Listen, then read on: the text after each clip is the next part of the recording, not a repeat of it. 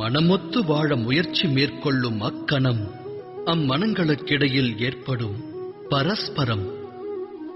அப்பரஸ்பரம் பற்றி நாம் ஆராய்ந்தோமேயானால் அதன் அடிப்படை தத்துவம் விளங்கும்.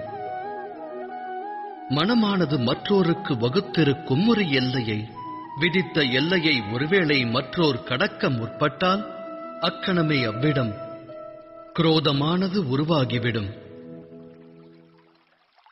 அந்த எல்லையின் பொருள் என்னவென்று தாம் சிந்தித்திருக்கிறீர்களா? ஒரு எல்லையை வகுத்து மற்றோரை நாம் முடிவெடுக்க அனுமதிப்பதில்லை. நம் முடிவை அவர்கள் ஏற்க வேண்டும் என்கிறோம். அதன் அர்த்தம் ஜகத்தில் அடுத்தவருக்கு எவரும் சுதந்திரம் தருவதில்லை. ஒரு மனதின் சுதந்திரத்தை பறித்தால் அவ்விடம் விளைவது என்ன?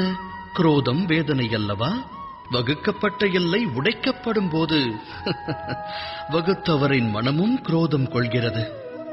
நான் கூறுவது உண்மைதானே?